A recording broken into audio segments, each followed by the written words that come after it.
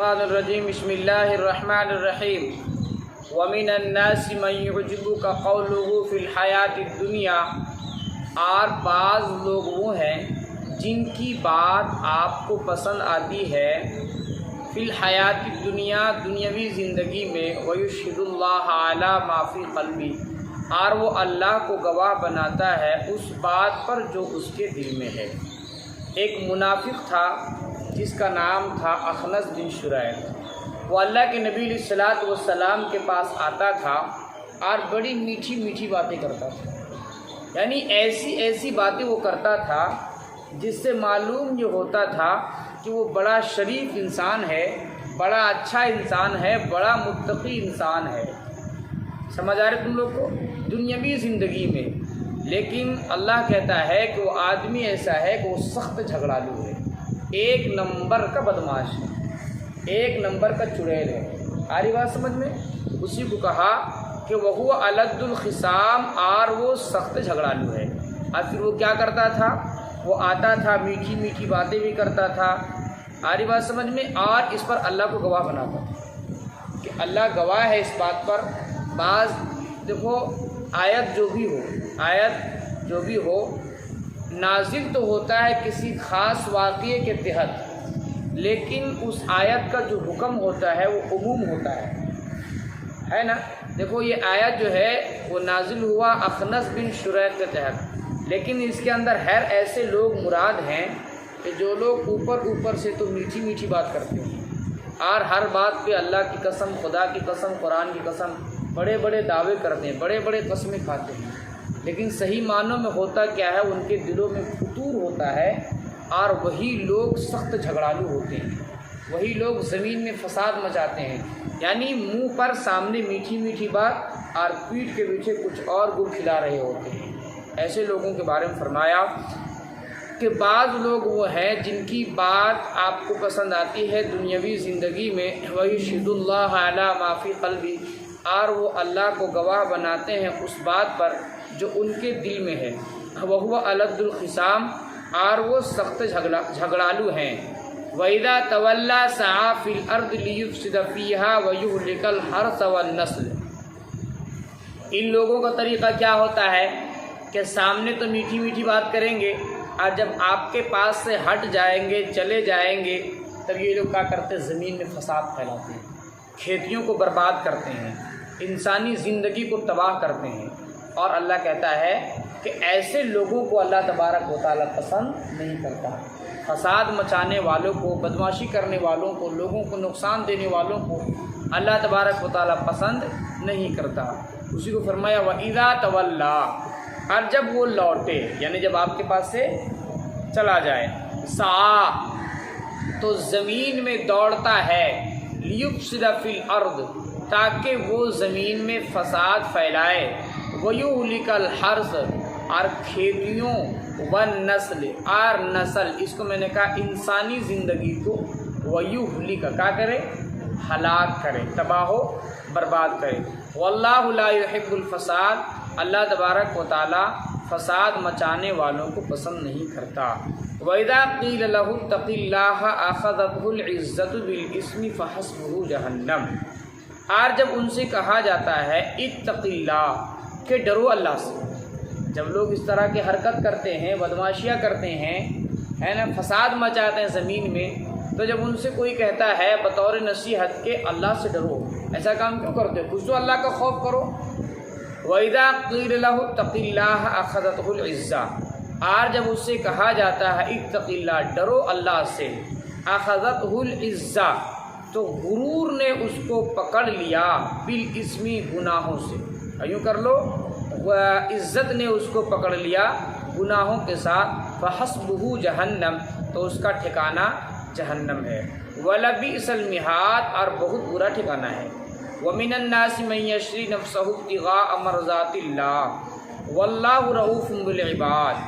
دیکھو، یہ آیت کریمہ ہے وہ ان صحابہ کرام کے سلسلے میں نازل ہوئی کہ جن کے نزدیک یہ جو دنیا ہے، اس دنیا کی کوئی حقیقت نہیں ہے، ان کے نزدیک صرف اور صرف جو ہے وہ آخرت کی جو زندگی ہے اسی زندگی کی حقیقت ہے، باقی بات اس دنیا کی زندگی ان کے نزدیک ہیج ہے۔ تو ان لوگوں کے بارے میں خصوصاً حضرت صہیب رومی رضی اللہ تعالیٰ عنہ، وہ جب مکہ مکرمہ چھوڑ کر کے مدینہ پاک جو ہے وہ ہجرت کر رہے تھے، اس وقت مکہ کے کافروں نے ان کو گھیر لیا چاروں طرف سے کہ ہم جو ہے وہ آپ کو جانے نہیں دیں گے۔ تو حضرت صہیب رومی رضی اللہ تعالیٰ عنہ جو تھے وہ بڑے مشہور تیر باز تھے، تیر انداز تھے، ہے کہ نہیں؟ جن پر نشانہ لگاتے، جس چیز پر وہ نشانہ لگاتے ان کا نشانہ کبھی غلط نہیں ہوتا تھا، کبھی وہ چوکتے نہیں تھے۔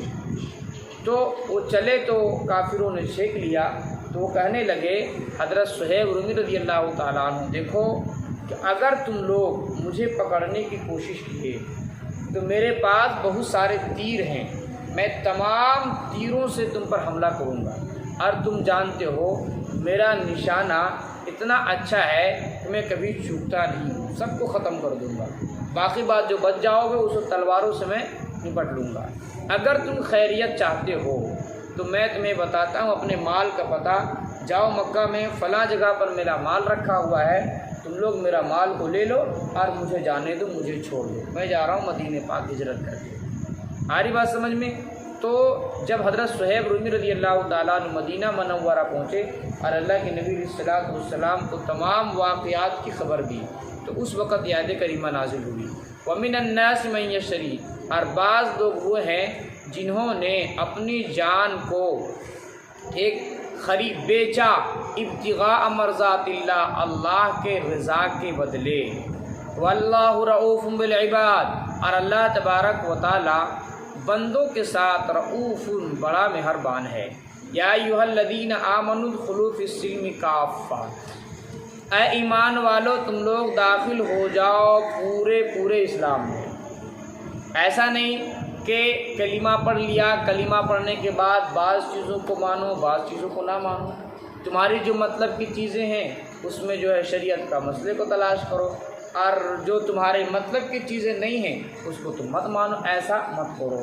جب تم نے کلمہ پڑھ لیا تو پورے طور سے اسلام میں داخل ہو جاؤ۔ بعض لوگوں نے اس آیت کریمہ کا جو شان نزول ہے وہ اس واقعے کو قرار دیا ہے کہ ایک صحابی ہیں حضرت عبداللہ بن سلام رضی اللہ تعالیٰ عنہ، یہ پہلے کے زمانے میں اللہ کے نبی علیہ السلام جب اس دنیا میں تشریف نہیں لائے تھے اس وقت یہ کیا تھے؟ یہودی تھے، اور حضرت موسیٰ علیہ السلام پر ایمان رکھتے تھے۔ جب اللہ کے نبی علیہ السلام اس دنیا میں تشریف لائے تو انہوں نے ایمان قبول کر لیا۔ سمجھ آ رہے تم لوگ کو؟ اب کیا تھا کہ یہودیوں میں اونٹ کا گوشت کھانا حرام تھا۔ آ رہی بات سمجھ میں؟ یہودیوں میں کیا تھا؟ اونٹ کا گوشت کھانا حرام تھا۔ تو حضرت عبداللہ بن سلام رضی اللہ تعالیٰ عنہ کہنے لگے کہ اسلام میں آیا ہوں، تو اسلام میں کیا ہے کہ اونٹ کا گوشت کھانا حلال ہے، اونٹ کا گوشت کھانا حلال ہے، نہ کھانا آ رہی بات سمجھ میں؟ اونٹ کا گوشت کھانا حلال، اگر کھانا چاہو تو کھا سکتے ہو، کھانا چاہو نہ کھا سکتے ہو، اگر نہ کھاؤ تو کوئی حرج نہیں ہے، کوئی دقت نہیں ہے۔ تو وہ کہنے لگے کہ میں نہیں کھاؤں گا، میں نہیں کھاؤں گا۔ اس سے کیا ہے کہ اس مذہب پر بھی عمل ہو جائے گا، یہودیوں کے مذہب پر بھی عمل ہو جائے گا اور اسلام پر بھی عمل ہو جائے گا۔ نہیں آ رہی بات سمجھ میں؟ اسلام پر بھی عمل ہو جائے گا، ارے بھائی اونٹ کا کھانا جائز ہے، میں نہیں کھاتا ہوں، کوئی دقت نہیں ہے۔ تو وہ اس وجہ سے نہیں کھاتے ہیں، اس وجہ سے نہیں کھاتے تھے، انہوں نے ارادہ کر لیا کہ نہیں کھاؤں گا تو اس مذہب پر بھی عمل ہو جائے گا اور اس پر بھی عمل ہو جائے گا۔ آ رہی بات سمجھ میں؟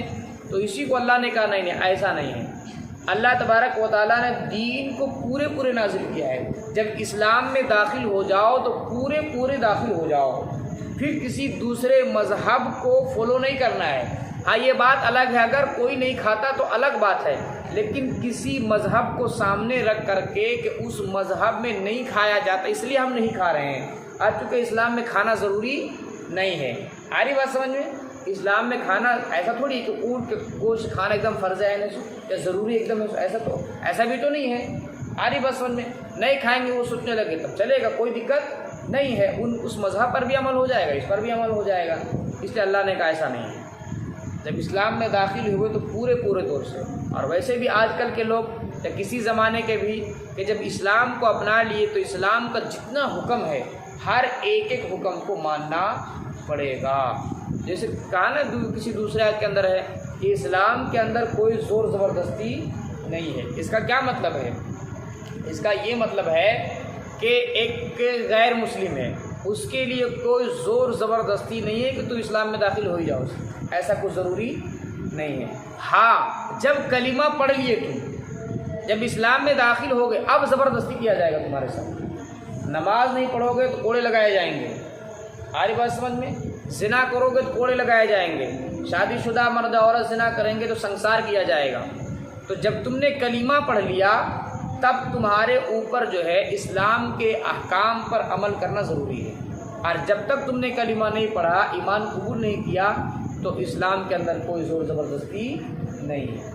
جس کا دل چاہے اسلام لے آئے، اور جس کا دل چاہے اسلام قبول نہ کرے، ہر ایک کو اختیار ہے۔ آگے فرمایا یا ایھا الذین آمنوا ادخلوا فی السلم کافۃ، اے ایمان والو تم داخل ہو جاؤ اسلام میں پورے ولا تتبعوا خطوات الشیطان، اور شیطان کے نقش قدم پر مت چلو، انہ لکم عدو مبین، بے شک وہ تمہارا کھلا ہوا دشمن ہے۔ فإن زللتم من بعد ما جاءتکم البینات، پس اگر تم لوگ پھسل گئے تمہارے پاس واضح نشانی کے آ جانے کے بعد، فاعلموا تو جان لو ان اللہ عزیز حکیم، بے شک اللہ تبارک و تعالی زبردست حکمت والا ہے۔ هل ينظرون الا ان یاتیہم اللہ فی ظلال من الغمام والملائکۃ وقضی الامر وإلی اللہ ترجع الامور، کیا وہ لوگ هل ينظرون انتظار کرتے ہیں الا ان یاتیہم اللہ، یہ کہ اللہ ان کے پاس آئے۔ دیکھو مدینہ میں اور مکہ میں بھی کچھ ایسے لوگ تھے جن کی یہ خواہش تھی کہ اللہ تبارک و تعالی بادلوں کے سائے میں بادلوں میں آئے اور یوں کہہ دے کہ میں اللہ ہوں اور میرے جانب سے یہ بھیجے ہوئے آخر نبی پیغمبر ہیں، تم لوگ جو ہے وہ ان پر ایمان لے آؤ، مجھ پر ایمان لاؤ۔ کچھ لوگوں کی ایسی خواہش تھی، اگر ایمان نہیں لاؤ گے تو زبردست تمہیں سزا دیا جائے گا، اس طرح کی خواہش تھی۔ تو اسی کو اللہ تبارک و تعالیٰ نے اس آیت کے اندر ذکر فرمایا ہے اور اس کا اجمالاً جواب بھی دیا ہے کہ دیکھو اللہ تبارک و تعالیٰ نے اس دنیا کے اندر انسان کو بھیجا ہے۔ اب انسان کو بھیجا ہے تو انسان کو اللہ تبارک و تعالیٰ نے بہترین عقل دیا ہے، اس عقل کے ذریعے سے انسان غور و فکر کرے اور اللہ کو پہچاننے کی کوشش کرے۔ اور دوسری بات یہ ہے کہ اللہ تبارک و تعالیٰ نے اس دنیا میں انسان کو امتحان و آزمائش کے لیے بھیجا ہے۔ اب امتحان و آزمائش اس صورت میں نہیں ہو سکتی کہ اللہ تبارک و تعالیٰ ڈائریکٹ آ کر کہہ دے۔ اگر اللہ تبارک و تعالیٰ ڈائریکٹ آ کر کہہ دے اور قیامت کے جو احوال ہے، قیامت کے جو مناظر ہے، اس منظر کو اللہ سامنے کر دے، پھر تو امتحان ہی نہیں ہوگا، پھر تو کوئی بھی کتنا بڑا سے بڑا کافر ہوگا وہ انکار نہیں کرے گا، وہ تو مانے گا ہی، تو پھر امتحان کا کیا مطلب رہے گا؟ ایسے مثال کے طور پر اگزامپل سمجھو کہ تمہارا جو ہے کوئی اسکول میں یا کالج میں امتحان ہوتا ہے، اب جو ہے وہاں پر تمہارا جو پرچہ بنتا ہے اس پرچہ کو پہلے ہائی لائٹ کر دیا جائے، سب بچوں کو بتا دیا جائے کہ دیکھو فلاں فلاں فلاں فلاں فلاں سوالات ہے، فلاں فلاں جو ہے تم کو اس طرح سے جواب دینا ہے، تو پھر امتحان کا کیا مطلب رہے گا؟ امتحان اور آزمائش کوئی مطلب نہیں رہے گا۔ آ رہی بات سمجھ میں؟ اس وجہ سے اللہ تبارک و تعالیٰ ڈائریکٹ آ کر بندوں سے نہیں کہا، اپنے نبی کو بھیجا، اور اللہ تبارک و تعالیٰ نے انسان کو اس دنیا کے اندر امتحان اور آزمائش کے لیے بھیجا ہے۔ وہ جانچنا چاہتا ہے، پرکھنا چاہتا ہے کون میرا بندہ ہے، ٹھیک ہے نا جی، اور کون سیدھے راستے پر، کون صحیح راستے پر چلتا ہے، کون غلط راستے پر چلتا ہے۔ جو صحیح راستے پر چل کر آئے گا اللہ تبارک و تعالیٰ اسے انعام و اکرام سے نوازے گا، اور جو غلط راستے پر چلے گا اللہ کہتا ہے اس کو جو ہے وہ جہنم کی آگ میں داخل کروں گا۔